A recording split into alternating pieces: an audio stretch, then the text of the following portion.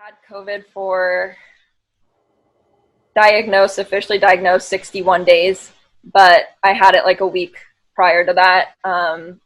And so it was like 70 days that I had an active infection.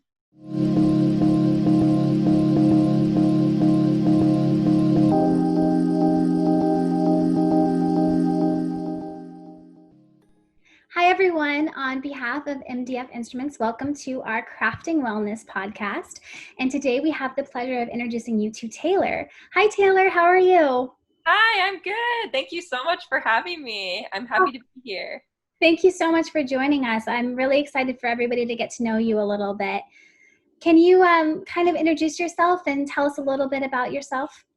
Yeah, so my name is Taylor Bruni and I am 29 years old. I live in California and I am a certified national medical assistant. And so what I do is I assist doctors. I've been working in private practices as well as hospitals, and I assist them, I scribe for them, and I get to interact with the patients and help them through their healing journeys. Great. And how did you fall into becoming a medical assistant? Was that something you always knew you wanted to do? Can you tell us a little bit about that? Yeah, so growing up, I actually had a huge fear of doctors and hospitals. And so going into the medical field was never on the map for me. I just thought I'd always be either a teacher or a lawyer or some other career. But I actually had gotten sick in 2009. And for years, I was searching for answers. And finally, in 2014, I received a diagnosis and was bitten by a tick and developed multiple chronic diseases and autoimmune diseases. And because of this, I was on my own healing journey and being a patient 24/7. So this is where I learned exactly what it meant to heal and what it meant to be a patient. And during this, I developed a passion for medicine and healing and helping others, because during like treatments and IV treatments, I would meet hundreds of different people with similar diagnoses and stories as me. And through that, we would help each other out, give each other tips on what works, what doesn't work with certain medicines. And because of that, it really sparked an interest in wanting to get into the medical field and become a doctor and help patients with their own healing journeys.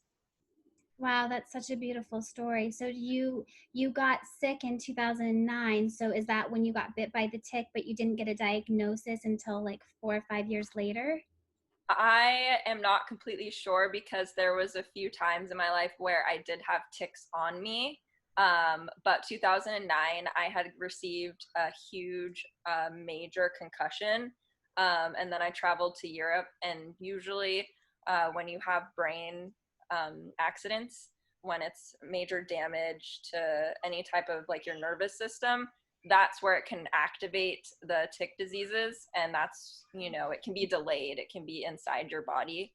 So my doctors were thinking either I got bit that year, or it was previously and it just went dormant until I had the concussion.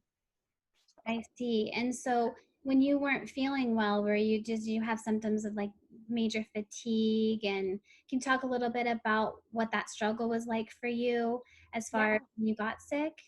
Yeah, so I started out, so this was after high school, right after graduation, and after I traveled to Europe, I came home and I actually started having like flu type symptoms, and it just felt like the flu never went away, and it kept getting more severe to where I was actually starting to begin having anxiety and mental distress of like always in panic mode. And I've never had that or experienced that as a child growing up. I was very calm and joyful. And so that was the first thing that kind of was a little strange to experience: the anxiety, the severe migraines, fatigue, and body pain. And then I actually developed a my first autoimmune disease in 2012 when my pancreas gave out, and it was type 1 diabetes. And then from then on, my organs began failing. So it was like the pancreas that failed, then the kidneys began to fail, and it just ended up having me be bedridden for so long. And so during that time, I was going to so many different doctors because all these weird symptoms came out of nowhere and no one really understood what was going on with me. And so that's when I learned, I need to be my own health advocate. I need to really listen to what my body is saying and, have multiple opinions, go to different specialists and see, and then, go outside the box and different types of testing for labs. And finally, I was able to find an integrative doctor who then knew immediately from the rashes that I was getting, the weird designs of rashes and my symptoms, that it was Lyme. So he tested me, did labs, and it showed it was Lyme disease. And so that they were thinking everything could have been mainly because of that tick bite. And then it was just, attacking all my organ systems. Wow, I have to imagine that being so young at 19 to start to feel ill. I can relate a little bit because I went through a little bit of my own health journey, but um, when you're that young, I feel like there's kind of a stigma of you're healthy, there's nothing wrong with you, especially if you don't really look sick. There can kind of be that struggle of like, your body and there's something wrong, and it kind of is this problem of like, no, I'm not in my head, I'm not imagining this, I'm not being Yeah. dramatic, like something is wrong with me. Did you kind of experience a little bit of frustration of kind of people like not understanding why you were so tired, or if you were just kind of being dramatic or that kind of a thing? Yes, definitely. You completely understand. It is such a mind boggle going through that because it's so confusing, and you rely on the doctor's word and them knowing everything, and sometimes things just get missed, things just get overlooked. And yeah, I was very, Look sick. If you don't yeah, like yeah, what that exactly. means, I don't even know what that means, but Yeah. it's so it boggles my mind. But I imagine that when you finally did get that diagnosis in 2012, you said, or was that 14? 2000. So 2012 was when I was diagnosed with type 1. Oh, So type. that's what I thought was the reason why I was sick, but it kept getting worse after that. And so it's 2014. But yes, And exactly. Like I yeah, felt relief you that had to I feel like, finally had answers. yeah, Yes. exactly. You had to feel some sort of relief of like, okay, now at least we know what's wrong with me. This wasn't in my head. And now hopefully we can start to assess what are the best ways for me to get my health back. And I think a big lesson for anybody watching this is just that you know your body Yes. better than anyone else.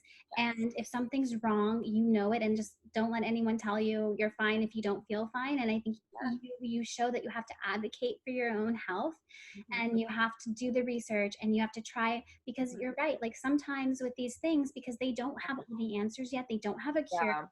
Yeah. So there's a lot of like trial and error, and it's a lot of natural things that they recommend you do, things with your diet, and it's just a lot of trial and error. And I think a lot of people I'm sure watching can relate to the frustration of knowing something's wrong with you and not getting diagnosis for quite a while after, and kind Yeah. of what that does to you mentally. But I do think it's such an amazing story that going through that brought you to the other side of wanting to advocate for other people who want to get their health back on track. And it's such a beautiful story because you went through it as the patient, and now you're coming to the other side of it as the practitioner. And I know our everyone watching, you don't know this about Taylor, but she is med school, so you are pursuing a career to become a doctor. And I know that you're also a certified chronic illness coach. So I'm sure that that kind of brought you a little bit full circle around. And I would love to kind of hear about how your journey once you got diagnosed, and you going through becoming a certified chronic illness coach to the medical assistant to now med school, and kind of where you are in that journey. Yeah. So I'm still pre-med. I graduate this year. So I'll be, a few things got delayed earlier this year because of the pandemic. So everything will be mainly going full force next year for med school apps and MCAT. But yeah, so during my first year of Lyme treatment in 2014, that's when I took a break from, finishing my bachelor's, and but me, I have to be doing something. I have to feel like I have purpose in order to keep fighting, if that makes sense. Yeah. And so I enrolled in an online certification program for integrative nutrition and health coaching. And so that's the year that I became certified and studied to do that, just so I could also learn for myself to bring healing to myself. And then since then, with my career that I've been building as a medical assistant, and then my bachelor's education through ASU Online, I've developed multiple resources of knowledge and tools of knowledge to be able to start building my business as a chronic disease coach. And so it's fairly new, and I'll be launching it soon, but I've helped a few of my friends, and I was like, I just really want to keep helping the rest of our community, until I become a doctor and then eventually make it my practice, so that I could start interacting with chronic disease patients now, and being able to help them with the resources that I am able to for my scope of practice, while I'm in med school, and then once I'm out of med school, I wanted to build the practice and become a doctor and focus mainly on chronic disease, autoimmune disease, and just helping people go through that long journey, because it really is a journey of healing, and it doesn't just end with your diagnosis. It completely begins another journey, another route. And as we both know, and many people listening, healing is not linear. It's an up and down roller coaster ride, and to have someone support you and help you is amazing. Like, that's something I truly wished I had Mhm. going through all my illnesses and treatments. And so that's something I want to do to be able to give back to like our community, is just everything that I've learned through my education and medical training, as well as my chronic disease patient experience. I commend you so much for that. And as a person who kind of went through my own health battles, and Yeah. still, like you say, they don't really go away. The diagnosis is kind of the beginning of So, it. But I thank you so much for just first being so strong, getting through and fighting through all of that, and then also having the courage and the stamina and yeah. the persistence and all of the things that it takes to also say, you know what, I want to turn this around and I want to help people because I've been through it and I know what it's like, and it's scary and you feel alone. And especially I think when you're so young and you're going through the, Yeah. because older people that you understand as a person that at a certain point you're going to deal with health issues. Everybody in their life is going to deal with it. But when you're 19, when you're younger, you don't really expect that that's going to be you, and you're very ill No. prepared for that. Your health is kind of something you just take for granted, like, oh, I'm healthy because I'm 19 and I'm fine, and then you're not. And I think Yeah. it's really beautiful that you have showed that you can get through something and then you can flip on the other side and say, now I'm going to also extend my hand, and with all the knowledge that I gained through going through this myself and getting this battle under control, I'm now going to share that knowledge and help others. It's really beautiful. Thank you so much for saying that. It's why I'm here. It's my purpose and my calling. So I just want to put all my passion and energy towards it. And I really do feel like this is where I'm supposed to be. So I'm very blessed. It turned out to be, yes, a hard journey, gaining chronic illness, but it showed me my purpose, and I'm forever grateful for it. So, yeah.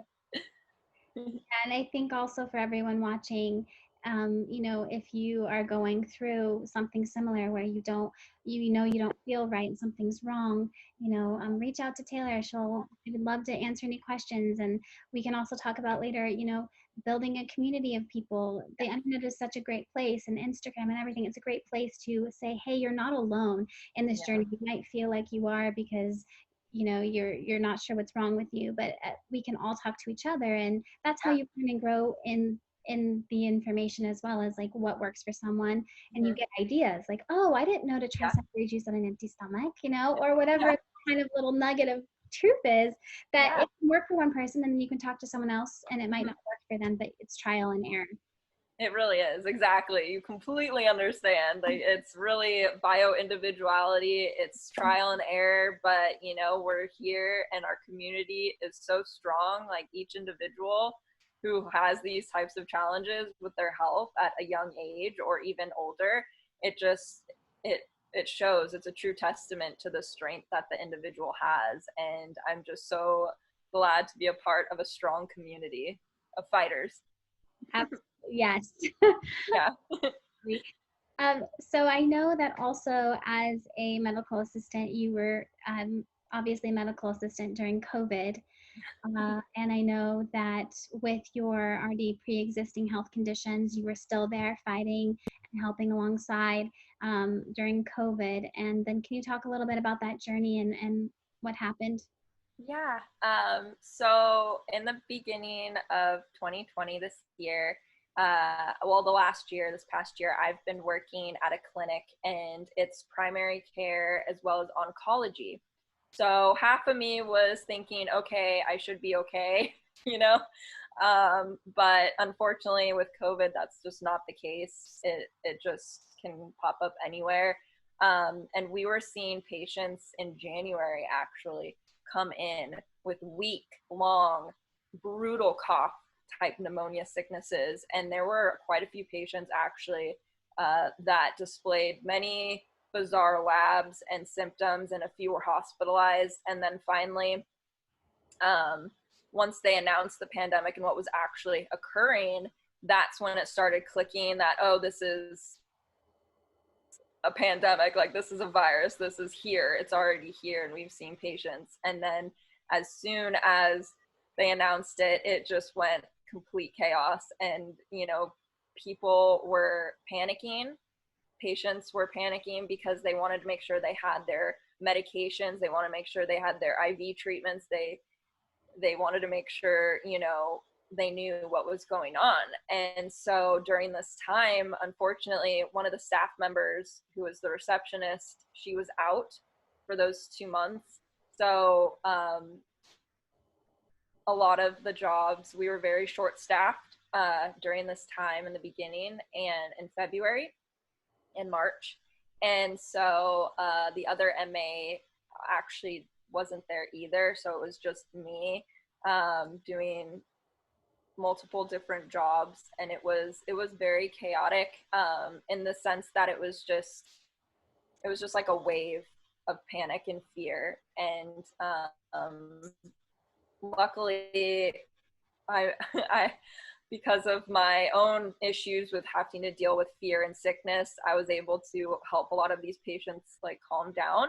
So I was very grateful to be there, but it was a lot. Like I was working overtime, we were short staffed, and I just tried to focus on being there for the patients and not fearing myself, because I couldn't give in to that fear because it would make me afraid to go to work, and I couldn't do that because my bosses and the doctors were depending on me to be there. And so during this time, I even surprised myself, like how mentally strong I was to be able to handle that and not have fear. Um, and then like a few weeks went by, and then one of our nurses went into the ICU, and then our one of the doctors started having the symptoms, and he was sick, and then a few other staff members were sick.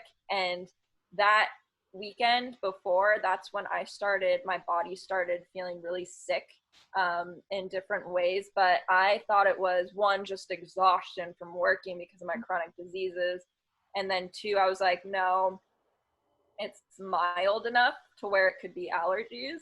So I didn't really know, because people with chronic illness, we just think immediately we're going to catch COVID and then it's going to go right into severe mode.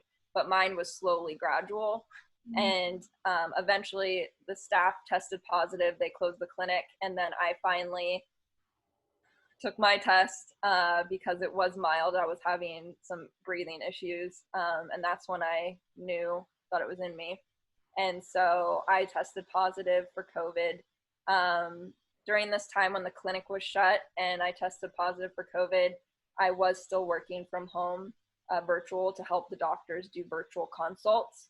Um, And during the entire time, I was the only MA still, trying to help keep them afloat. So while I had COVID, I actually did my best to work virtually from home, helping answer messages. But once I became more severe and the breathing just got so out of hand, that's when I had to take a little bit of time off to go to the hospital and focus on my healing and surviving it.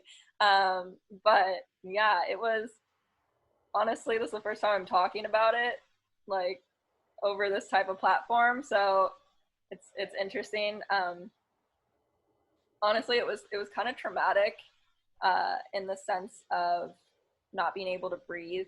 Like I've had health issues, but I've never experienced anything with my lungs like that before. It was like I was suffocating 24/7, and no matter what I did, nothing could bring relief. So I was on a nebulizer 24/7 doing my medication.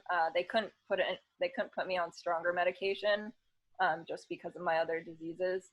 So it was kind of a basically, do what you're doing, just keep doing what you're doing and hope for the best. And so thankfully, my experience the past 10 years of having chronic disease and dealing with flus and pneumonias, I was able to whip out my knowledge of trying to boost my immune system to fight off whatever this pathogen was. And so I did everything that I knew in my own knowledge because none of the doctors really knew at that time when I got it what to do or what medicines. So I was basically on my own.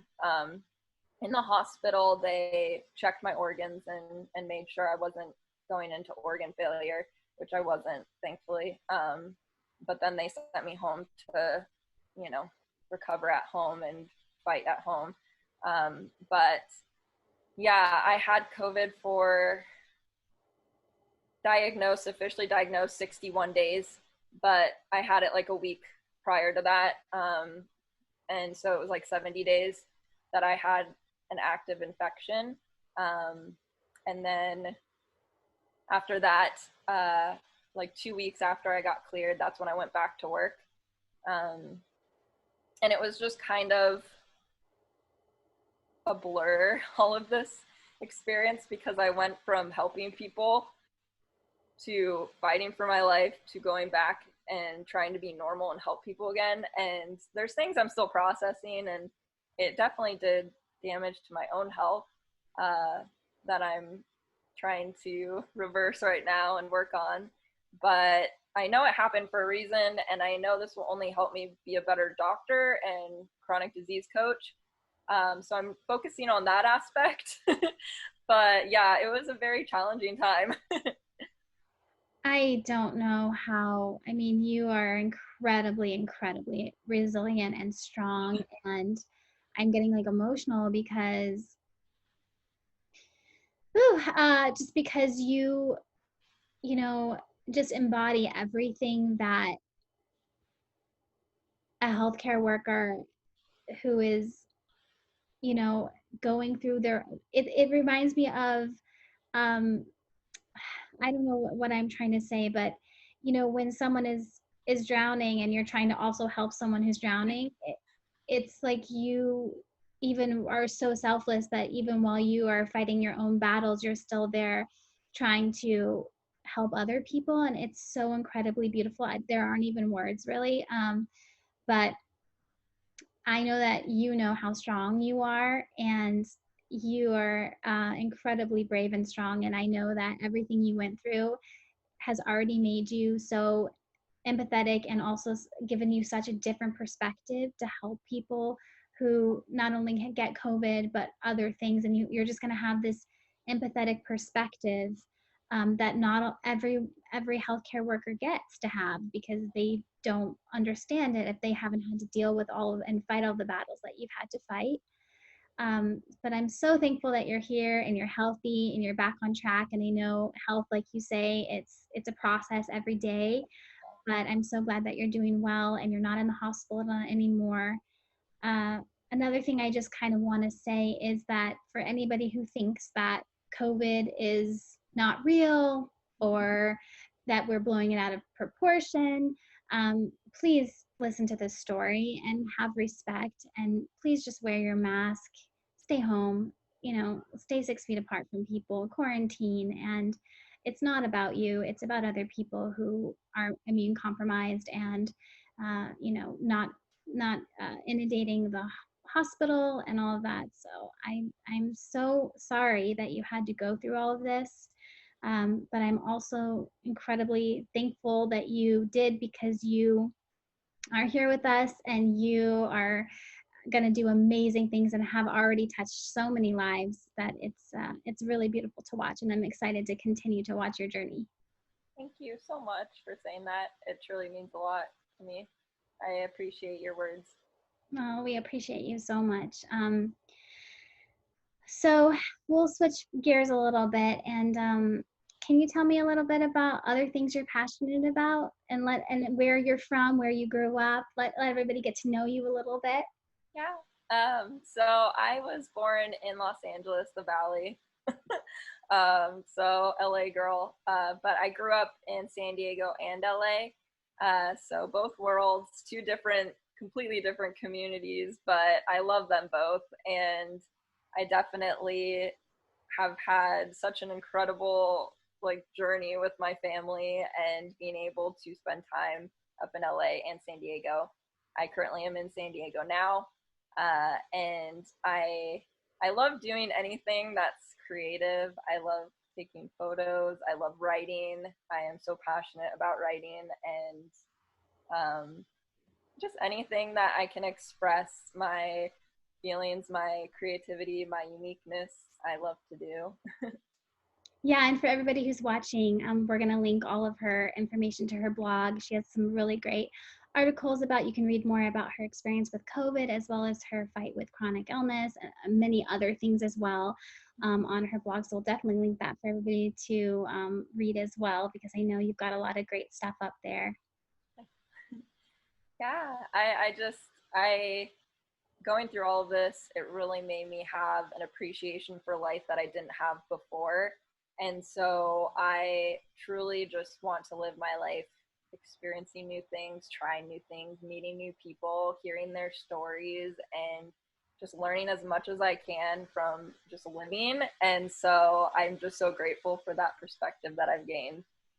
Yes. And where are you in your medical journey now? Have you actually applied to med school, or where are you in that process? So I was planning on applying to a few this cycle, but during COVID, I was taking OChem, and I just need to retake that class, because having Corona and doing OChem is just not Oh, piece of advice. Just don't do it. No.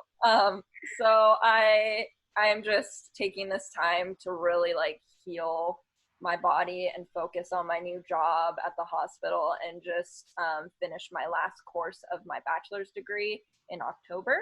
And okay. then yeah, so I'll graduate in October, but I still have my OChem labs that I need to do. Okay. And then I moved my MCAT to, because I was going to take it this year, like early summer. But because of everything of having COVID, I obviously could not study during that. And so I had to move it to, I'm going to just take it early next year and then just do the cycle next year. So it kind of delays me, but I honestly believe all of this happened for a reason. And I know that the timeline when I'm supposed to be in med school will happen when I'm supposed to, and that I'm just being led to the patients that will need me, and meeting the fellow doctors and other doctors and PAs and etc. that will need to meet me at that time. But yeah, so next year will be the big year. Next year will be the big year of applying to med school and finishing up my last few pre-med classes. Incredible, incredible. I think it's really also something to be said for, you said it's a kind of where you're supposed to be. Yeah. I think that's so true, and such a really important thing for people to remember, that you're not on everyone else's timeline. We're all individual and unique, and we all have our own stories to tell, and we're all on our own individual timelines. And so you just have to do things in your own time. And what might take someone might do something faster, they'll slow down in somewhere else, and vice versa. And I think it's really a great attitude to have, because it's all about the journey. And every day that you experience, you're only getting more experience and more knowledge to help those patients later down the line. And Yeah. just growing as an individual, and maturing, and just all of the life lessons that you learn and the new people that you meet. So I think for everyone watching too, you shouldn't feel pressure that you have to start something right now, or you have to go straight from this to that. It's easy to get caught up in what you're supposed to be doing. And I think you're a really great example of, you know, listening to your heart, following your heart, right place, right time, going through life as a journey, and not having that kind of expectation on yourself of having to get something done so in a way that everyone tells you should do it, because we're all on our own unique journeys. And I subscribe to what you're saying, because I think that's really, really great advice as well. Yeah, thank you. And it's not easy getting your mental state to that belief. Like it's a journey itself just to be able to have that ability to see it that way. Like it took me a long time because, you know, comparison is so huge in the medical field, and you always think that, oh, this person's going ahead, this person's already become a doctor and they're the same age as me. And it's very defeating and discouraging when you focus on that. And so when I learned, I basically threw out the window my expectations of, of my life because of having to deal with chronic disease. And in the process of doing that, I did learn the valuable lesson of, you know, comparison it will only hold you back. Mm-hmm. And that's, They you say know, comparison is the thief of joy. yes.